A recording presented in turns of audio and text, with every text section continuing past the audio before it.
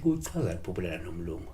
Umlungu kwabanye uvela njengesidalwa sikamoya, kwabanye uvela njengesidalwa senhlanhla umlungu, futhi umlungu angaba umlungu nje, umlungu angaba isilwane.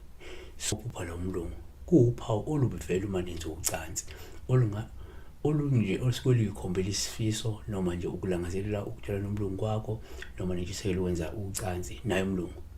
Okungenza mhlawumbe iwe watching ama-movies futhi abelungu bezenzela ucansi then wasuyalala sophubana uyambamba umlungu ngoba vele mhlawumbe ubufantasize ngale nto. Kodwa uma uphofu uthola umlungu kuwuphawu esihle nje olubi kakhulu uma nenza ucansi. Lungabe lukhomba ukuthi la kungenzeka mhlawumbe bethwe imimoya enesikhwele futhi edinga ukuthi ulungiswe ukuze ingakudali mhlawumbe isichitho ebudlelweni bakho, ukwazi uma usebudlelweni nje ubudlelwano bakho buqhubeke kahle bona. Kungenzeka ikhona le mimoya ekhona engalungisiwe mhlawumbe omunye ngibanda ukuthi hayi kunale mimoya ekhona kwembethe engalungisiwe nje edinga ukulungiselwa ke izinto ezithize kuze ikwembathe kahle ihlale kahle kuyiqhokela kahle kuwe yabo.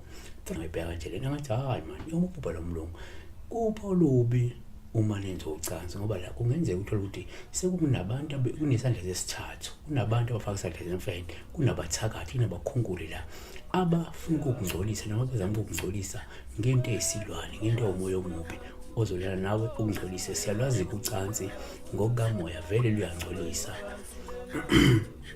Ingakho uma ulenzile kube sifuna kwesenjani uyahlambuluka. Yebo? Siyabonga.